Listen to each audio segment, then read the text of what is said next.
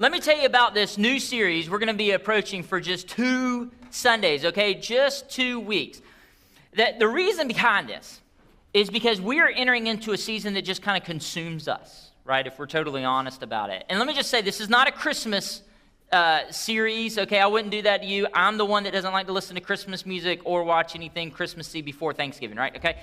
So this is not a Christmas series. What we're doing is we're planning for what's ahead. Because here's the deal. If you're anything like me, some of y'all are planners, okay?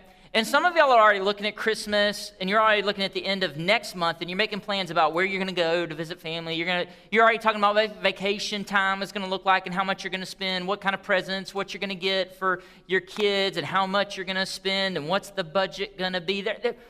There's a lot to consider about what's coming up. But here's the deal. We tend to get caught up in so much of that Christmas season and what goes along with it, that it really becomes the source for us, for what we find joy in.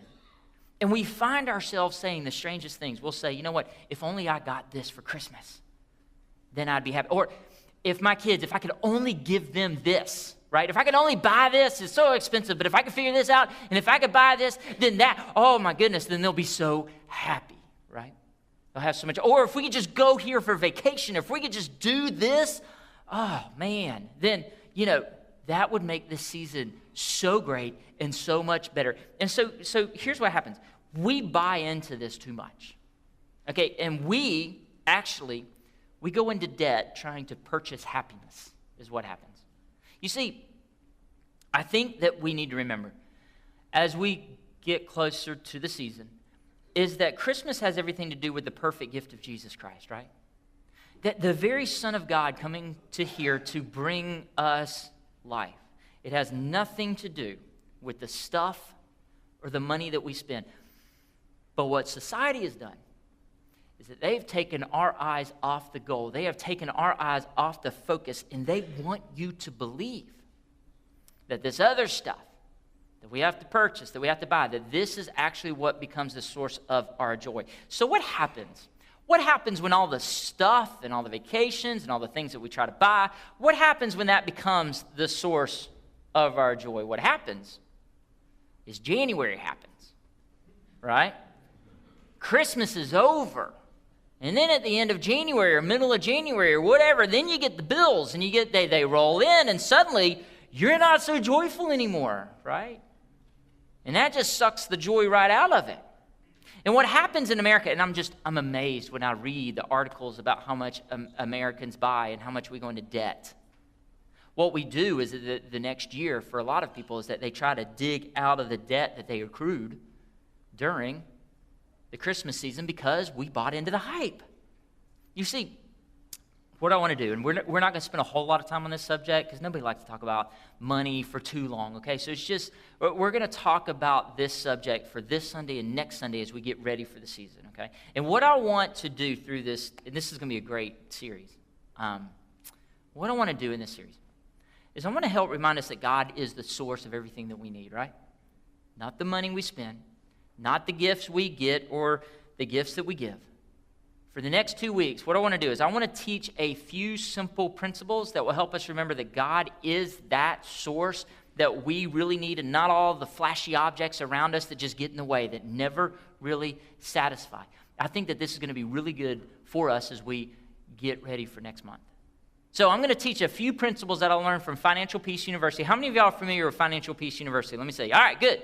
Got a little background with that. And also from Life Church that have really helped me. And let me just say, I was having conversations. This is such a great way to start this off at the 9:15. After the 9:15, I was just having conversations afterwards with people. And so many people were just like, oh, man, I wish somebody had taught me this, earlier on. And I would say the same thing. If I had just learned these principles earlier on in life, man, that would have made life so much easier.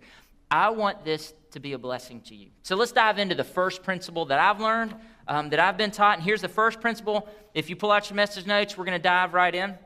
And you can see at the top, we're going to be talking about less is more. Okay, we're going to talk about this idea, less is more. Now, if you're anything like me, you've been programmed to believe the exact opposite, okay? That more is better, okay? One is not good enough. Two is better, right? If I got one of something, then two would make things even better, right? If I've got $1, $2 are better. If I've got one car, two cars are better. If I've got one kid, two kids are better. Sometimes. I'm just teasing. I'm teasing. I love my girls. Anyway, we have this idea because we've been programmed to think the exact opposite of less is more. We're led to believe that more is always better. But I don't think that more is always better, actually. In fact, one of the things at our church is that we've always had a lot of donuts. We've always just had a donut thing from the very beginning. And I remember back at the theater, we had this one little boy that just ate and ate and ate donuts every Sunday.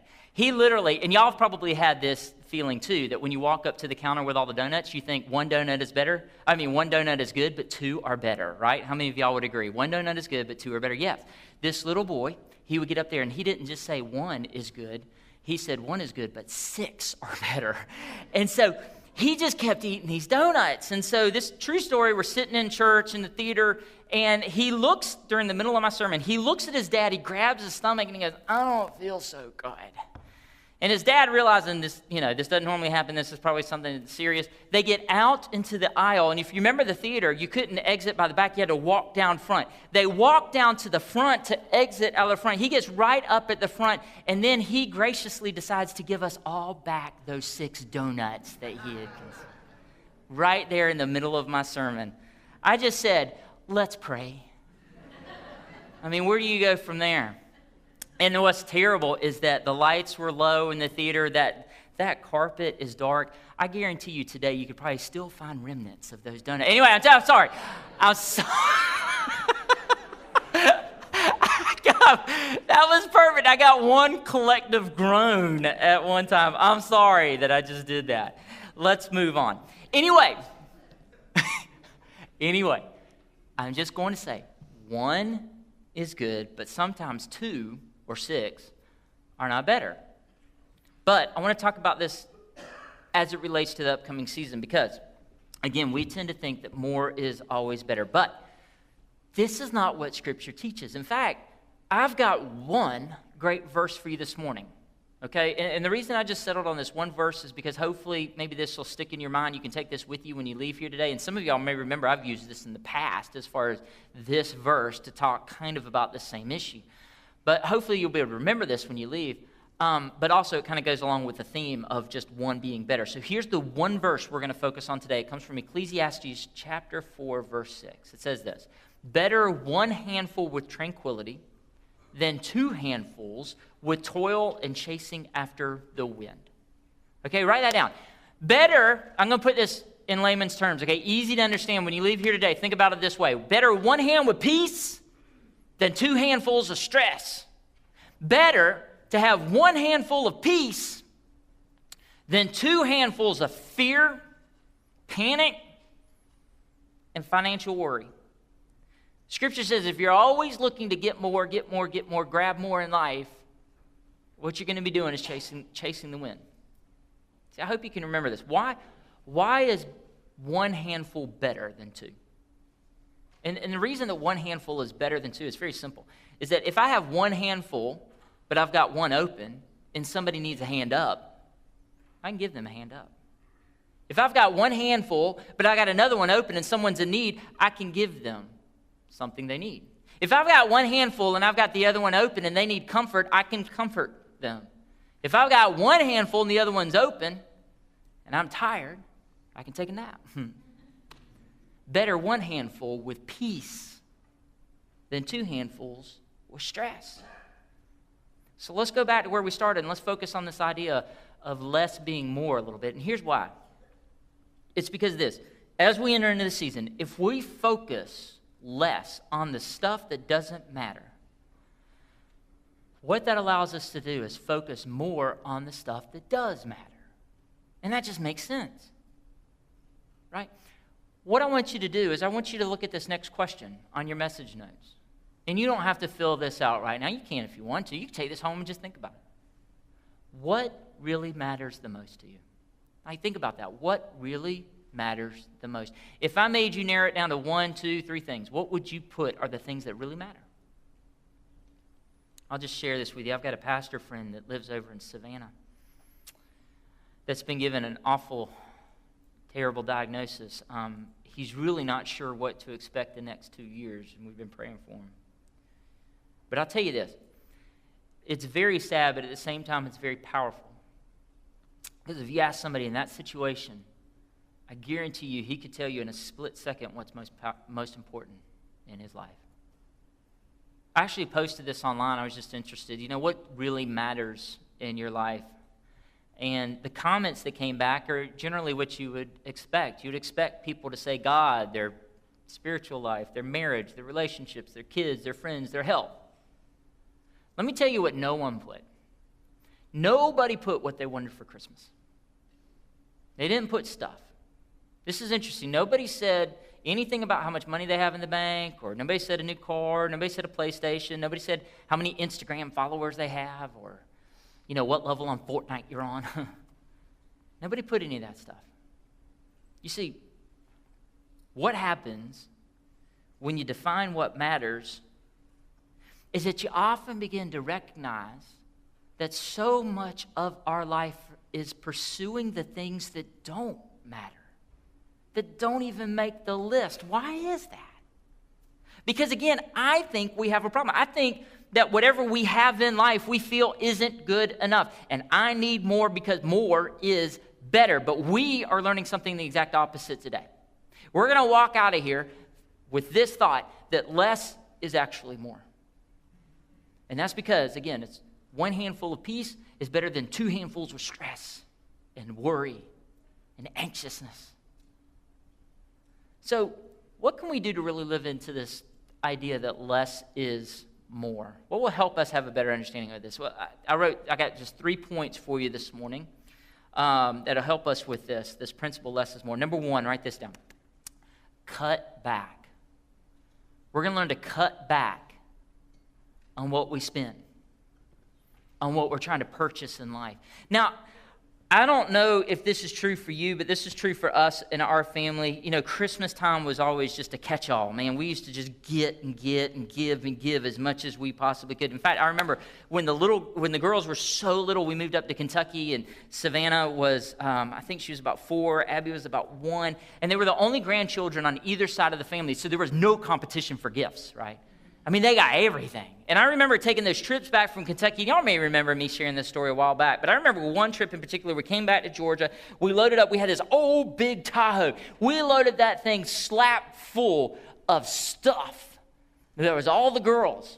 The back end, we put the girls in the back seat, and in the middle seat, we put even more stuff. We put so much stuff. We built a wall of stuff that we couldn't even see the girls in the back seat. Shannon could if she stretched just right. And I remember driving for 8 hours just going, y'all okay? Everybody still alive back there, right? You know, just checking in the whole way home. And then we get home, and we got this Tahoe full of stuff. And we walk into this small house that we had during seminary. And I remember looking at Shannon going, where? I mean, where are we going to put all this stuff? We just tend to, that's kind of our nature, isn't it? Just this idea that we just need to accumulate more and more and more. I think you can mostly see this in our closets. Some of y'all have walk-in closets. Some of y'all have like walk-around closets, like 8 laps around your closet equals a mile. Some people have revolving racks in their closets, which is crazy. But no matter what happens in your closet, all of us have the same response. We'll go in there and we'll run our fingers down all of our clothes, and we'll all say the same thing: I have nothing to wear. And the idea that we fill our closets full of so much stuff that we don't have room for all of our stuff, so then we start moving stuff to the attic, or we start moving stuff to the garage, and to think about it, the place that we're supposed to park our cars has actually become a place where we just accumulate more and more stuff. And then once the garage is full, some people actually pay to rent storage space for their stuff. You know, and I stop and I just think about it. I think in those situations, I think that less is more. I think really it's better 1 handful with peace than 2 with stress. because all that clutter that I just feel like I got to purchase, it just stresses me out. Jesus actually teaches the exact opposite in Luke 12. Let me share this story with you. He talks about a guy that they label the rich young fool, and he tries to just get more and more stuff. And Jesus says this. He says, life is not measured by how much you own. Like, that's not the measurement of life. That's not what brings joy in your life. Truth is, the most meaningful things at the end of our life are never going to be stuff, and yet we tend to make life all about getting more and more and more and more, because we actually buy into what society preaches to us, that that's the source of joy when it's not. You see, when I'm at the end of my life, when I look back, what I want is less stuff and more friends. You know, less stuff and more family time, less stuff and more experiences. But in order for that to happen, it might mean that I've got to cut back on the purchases that I am making that just aren't helping. Number one, we got to learn to cut back. Number two, we got to learn to clear out. Here's the deal. It's good to declutter our lives because it helps us with the areas that are most important. Because I believe that in order to be the best husband I can be to Shannon, the best father I can be to my girls, the best pastor I can be to y'all, it means, honestly, and you know what this is like, I got to get rid of the excess stuff in life that just burdens me, that just holds me down, that clutters my mind, that clutters my heart. In a lot of ways, I got to free myself up to be the person that God wants me to be. And when I learn to declutter and clear out, what I find is that there's more room in my soul that wasn't there before. You know, very simply, just for me, I see this when I walk into my office and it's actually clean, which is rare, you know, but when it's clean and it's not messy and I've cleared out some of that stuff, what I find is that I focus more on what's important and less on all the distractions that are just cluttering up the place. You know, you may have this, maybe it's not stuff in your life. Maybe it's just things that you're doing in your life. And you got so much going on that you need to clear some of that out because you got 2 handfuls of stress. And what you need is 1 handful of peace. So maybe looking at our schedules and clearing some things out and going, I can't live like this anymore. This isn't good because I'm not focusing on what needs to be the focus in my life. But when it comes to those stuff, the stuff that we have, that we've just accumulated, when I talk about clearing out, for some people, it's hard to do because maybe you didn't grow up with a whole lot of stuff, so you tend to accumulate a lot because you never know if you're ever going to need it. Or some of us are very sentimental. We're like, you know, this was given to me 20 years ago, and I can't get rid of it because it means something to me, even though we've never seen it or touched it in 20 years. I want to acknowledge all that while at the same time reminding you that life does not consist of the abundance of your possessions, like Jesus says. And while we're talking about clutter, let me also say this. I think when we don't clear out those things that distract us, I think we become too cluttered that it's harder to make the decisions that are important. Let me give you an illustration of this. When I go jogging in the mornings, I always have like a set playlist, or I'll just listen to the news. I know that sounds boring. But when I stop and I try to figure out a song list, like if I'm, wanting to jam out to like some Ariana Grande or Marshmello or something like that, I don't know. If that's what I wanted to do, I would start looking through songs, and there are so many songs available today that I can't decide. And so what I'll normally do is just hit a predetermined set list and just like, whatever. The worst is when I go to a new restaurant and I'm sitting around with a bunch of people and I don't know what to order because the menu's like 100 pages long. And you're sitting there trying to make, and then it comes your chance to order and you're like, I have no idea. I've got too many choices, right? So you're just like, I'll just take a burger. Yeah. Do you serve burgers? Because that's what I'll take. You see, here's where I'm going with this. Maybe when you learn to clear out some of the stuff in your life, you'll experience a little bit more freedom. You'll experience a little bit more margin that we all need. You'll experience a little bit more breathing room. Okay? And also what you can experience too, and it's an added benefit, is that when you learn to clear out, you can be a blessing to someone else.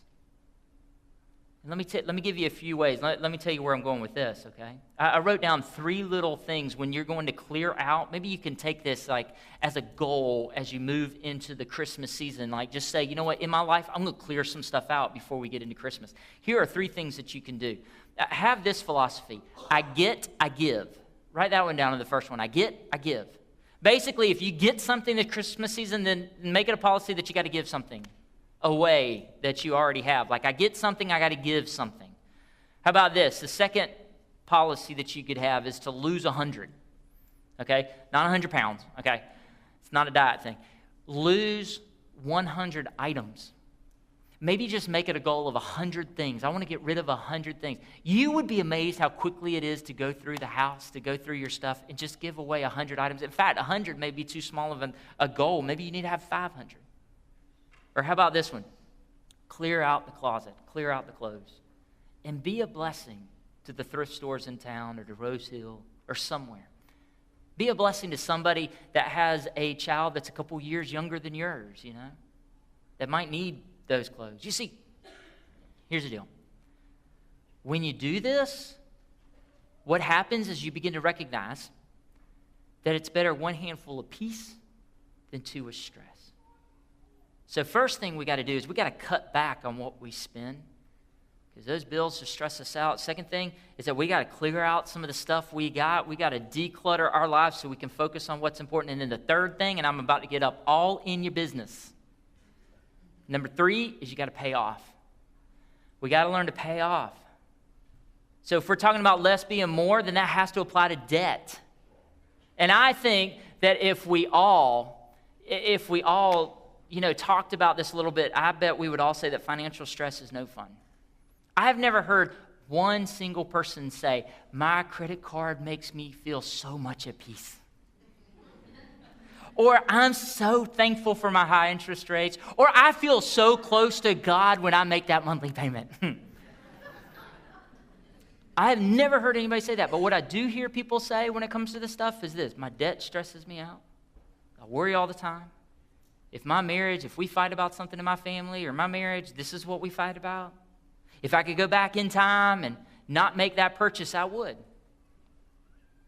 I'll remind you what it says in Proverbs 22:7 about debt. It says, the borrower is servant to the lender. And here's the deal. We want freedom to be able to honor God with our finances like he wants. And I know that when we talk about debt and the debt we accrue, and the whole reason I'm bringing this up is because to think about what's going to happen this Christmas season so that it doesn't, in 2019, get to be a problem. And I know that when we look at debt, there are people that say, I've just got too much. Jimmy, you have no idea what we're going through. There's no way that we could pay this off. I believe that you can. And I believe that if you have a plan and take a step in that direction, you can do it. And the reason I say this is because we did it. When we were at seminary, and probably the poorest time in our life, living in a small house, and Shannon's working, I'm working part-time, going to school full-time, we decided to tackle that credit card debt. And let me tell you, we started putting a little bit towards the first credit card, and once we got that first credit card paid off, we were like, oh my gosh, that feels so good. Then we took that payment and we added it to the next credit card, and we started making those payments. And it felt so good each time. You know what feels even better than that? Paying off a car. Not having a car payment. I've had somebody come up to me when I'm having this conversation. I have this conversation about money all the time with people. When people say, you know what feels better than that? Somebody will say, paying off student loans. That feels great. Somebody says, you know what? And I've actually heard people say this. You know what? Crazy people actually have said, you know what feels better than that? Paying off your house. Could you imagine not having a house payment, being free of that? I don't know what that's like. I'd like to. But it all goes back to this. 1 handful is better with peace than 2 handfuls with a lot of stress. I might even go so far as to say better 1 card that's paid off than a brand new one with all the bells and whistles with really high payments that just stresses me out. Better 1 with some financial margin to be able to help so that I can help others, rather than living paycheck to paycheck, never really being able to give like I want. Now, saying all that, let me just say, I'm not saying that you shouldn't have anything nice. I'm not saying that at all, okay? I would just argue that it's Better to have a few nice things that you own than to have a bunch of stuff that owns you. It's better to have something you love, something you use, something you can enjoy, than a bunch of stuff that just clutters up your life and becomes a distraction. Better one handful with peace than two with stress. I like the way Craig Rochelle puts it. He says this, I'm convinced that the richest people in the world are not those who have the most, but who need the least. Let me say that again. That's such a good quote. I'm convinced that the richest people in the world are not those who have the most, but who need the least. And if you don't believe that that's true, then here's what I would offer. Go with us the next time we take a mission trip to somewhere like the Dominican Republic. Go with us. Because let me tell you what's going to happen. When you go somewhere like that, you're going to be shocked the first day you get there. You're going to be shocked when you walk in and you see kids playing on the dirt, chickens running around inside the house, one faucet for a family outside of the house as their source of water. And it always happens, your heart is going to break. But within 2 days, within a couple of days of being there, something else happens. Is that you begin to see things a little bit differently. And you begin to notice that the kids are outside playing, having fun, and not stuck inside looking at their phones. You begin to see people worshiping when they go to church, worshiping Jesus like he is everything they need because he is. There's no comparison. There's nobody to compare to. There's no longing for more stuff because where are you going to get it? Now, please hear me. I'm not saying that we shouldn't help them. We should. That's not the point. That's not the point of what I'm saying. The point of what I'm getting at is that it's a different mindset. Because here's what happens to me, is that when I get in those situations, I begin to realize that they're, in a lot of ways, satisfied in ways that I'm not. And I actually become strangely jealous of that. And I wish I had that kind of passion. I wish I had that kind of time. I wish I had that kind of focus. So what happens to me and what happens to a lot of people is that we come back and we commit to give more, right? We want to give more. We want to provide electricity and water and the things that they need in life. But also, the other thing that happens is when I see their life and how they live, is that I make a commitment in my own heart. And I realize that I want to simplify my life a bit so that I could have the same passion, so that I can have the same amount of time, so that I can have the same amount of focus. So I come back looking for ways to cut back and to clear out and to pay off. But then about after 2 weeks, it's about the same as it is with everything else. It begins to wear off. And I get sucked back into that lifestyle of thinking that the real source of happiness and joy is in the stuff, the pursuit of more. What I don't have is what I really need. How easy it is to forget this principle that less is in a lot of ways so much better. Less is more. So let me close with this. We've got one chance to get this right. Our lives are so short. I mean, you blink and everything's different. I was thinking about this the other day when Abby is driving. My youngest daughter is driving me around town. I'm like, how'd that happen? Please understand, your life is so valuable. Your call that God has in your life is great. God is so good. He is too good to waste your life on meaningless things. I want you to understand that you serve a God that gave you the very breath you breathe right now, breath in your lungs. You were created for a purpose. You were created to make a difference in the lives of other people around you. You were created to know more and to become more like Jesus Christ and to not be consumed with the things of this world. So don't waste your time thinking that other things are the source in life, because they're not. God is the source. And when you get that, you begin to understand that one handful with peace is a whole lot better than 2 handfuls of stress. Let's pray together. Jesus, thank you so much for everything that you have given to us. God, you are so good. God, we have everything we need in life because we have your Son, Jesus Christ. God, you have provided so much. And as we enter into the season, God, we recognize the fact that you gave us the only gift that really matters in the world, and that is the gift of your Son, Jesus Christ, who came to die so that we can live, so that we can have eternity with you forever, that we can have a relationship with the creator of this universe. God, that's amazing. And to think, God, that in light of eternity, our lives are so short here, and yet, we get so distracted when we should be focused on you. God, you are the source of everything we need. God, you're the one that gives us the breath. God, you're the one that wakes us up every day. God, help us to focus on you. Focus on the things that will grow us closer to your presence.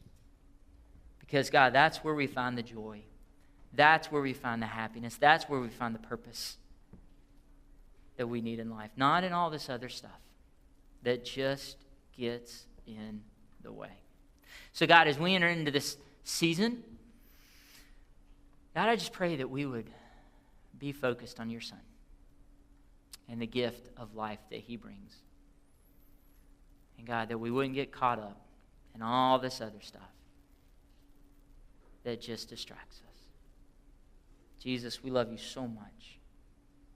God, we thank you for giving us your Son. God, we give our lives back to you. Help us to be an example each and every day of the love of your Son, Jesus, in us. It's in Jesus' name we pray all of these things. Amen and amen. Listen, thank you so much for being here this morning. Thank you for worshiping online if you are. If you're a first-time visitor, please stop by the information desk. We have a great gift for you. I love y'all. Have a great Sunday. We'll see you next week.